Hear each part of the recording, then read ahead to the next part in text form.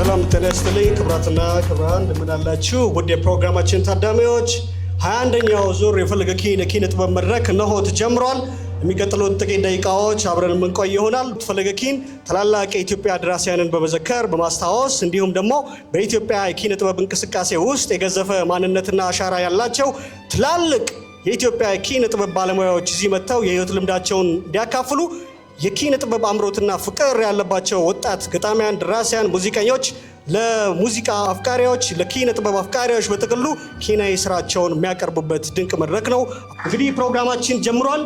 በመቀጠል ኪናዊ ስራዎቻቸውን የሚያቀርቡ የዚህ ፕሮግራም ቋሚ ተሳታፊ የሆኑ ወጣት ደራሲያንን ጋብዛለሁ።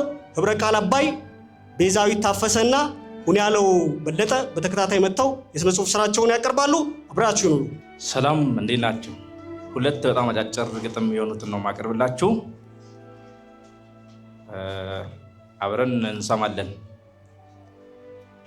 ወይ ትንሽ ስስነት፣ ወይ ትንሽ ስብራት፣ ለእምባ የቀረበ የልብሽን ኩራት፣ ልክ እንደ እናት አንጀት እንደ ልጅ ንጹህነት፣ ወይ ጥቂት ልክነት የሰውነት ጥራት፣ ጥቂት ነብይነት ለጥበብ መዳዳት፣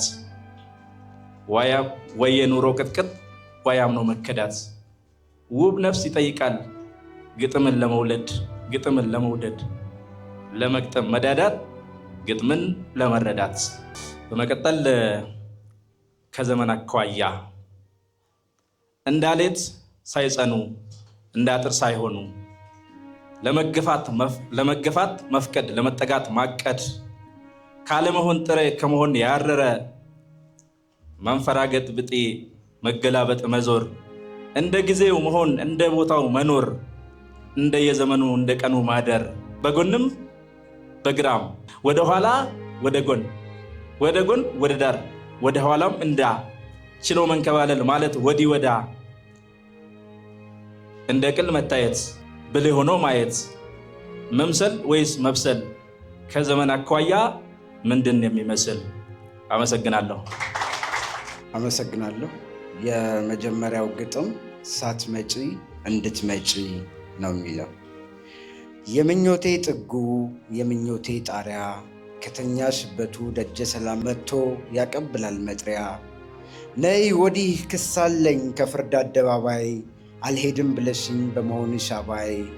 ነያ ናፍቀሽኛል ከጠባቧ ጎጆ ከኦናዋ ቤቴ ሳለሽ የሳሎን ጌጥ ሳለሽኝ ድምቀቴ ትተሽኝ ስለሄድሽ ባለቤት ስላጣው ስልሽ ባለቤቴ።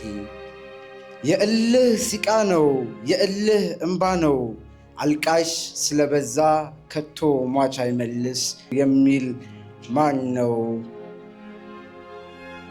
እንደሚሉትማ ከቶ አላገኝሽም እንደሚሉትማ አንቺ አትመለሽም። ነገር ግን በፍጹም የነጋ ተስፋዬን ጨክኛ አላስመሽም።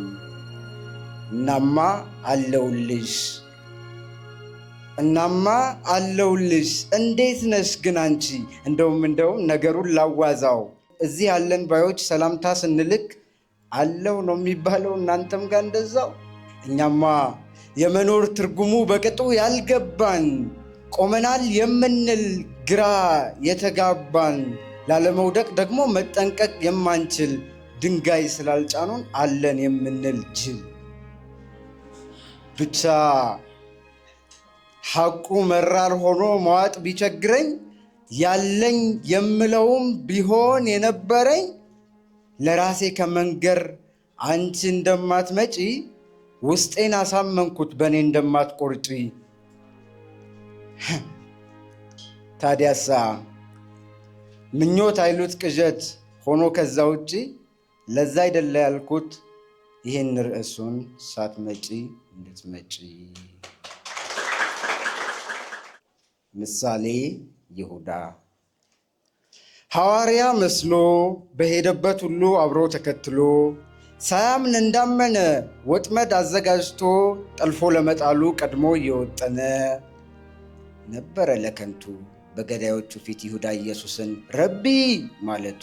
መሳም ምልክቱ ፍቅሩ የማስመሰል ዘላለሙን ትቶ በ30 ዲናር የዓለሙን የማብሰል ዛሬም እኮ እንዲያ ነው ውላጁ ይሁዳ በልቶና ጠጥቶ አድሮ ከአንድ ጓዳ ጓዱን ለመሰዋት ቀድሞ የሚሰናዳ ከላይ ከላይ ፍቅሩ ስር ለስር ነገሩ ሁኔታ ጠብቆ አድብቶ የሚበላ ማይና ተገዛች ባለ ሁለት ቢላ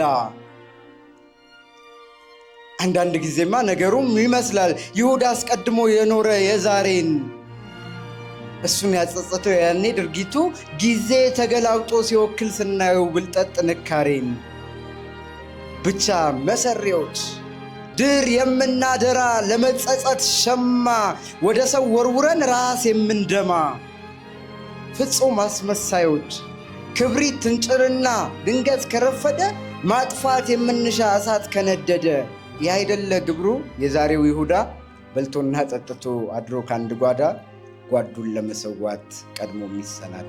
ስሜ ቤዛዊት ታፈሰ ይባላል።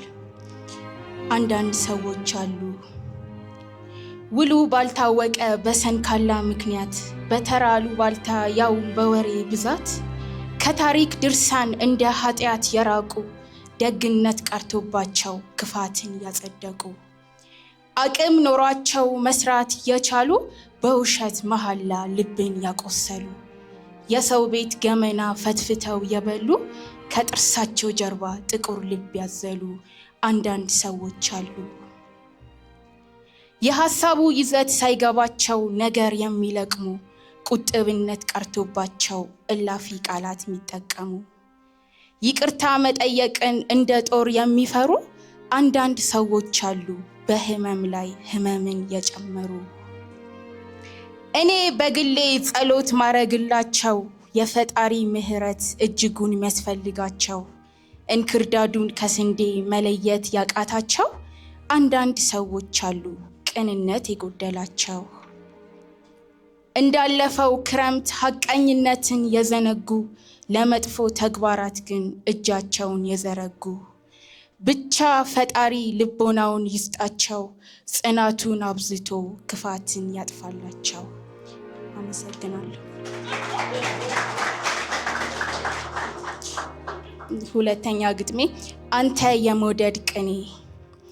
በንጹህ ህሊና በቀና አንደበት ተጫውተን ነበረ አንድ ላይ በህብረት ይኸውልህ ፍቅር የኔ ሸሞን ዋና ቃልህ ይጥመኛል እንደ ብስራት ዜና ጽጌረዳን የመሰልክ ቆንጅዬ ሸበላ ፍቅርህ አንሰፍስፎ አንጀት የሚበላ አቤት ማማር አቤት ቁንጅና የግንባር ጸዳል ከሩቅ የሚያስቀና ቢሆንም አንተ የመውደድ ቅኔ የልቤ ሰዋሰው በትዝታ ማዕበል ቀልቤን የወሰድከው ፍቅሬን በቃላቶች ደርድሬ ብገልጸው መነሻ ነው እንጂ መዳረሻም የለው።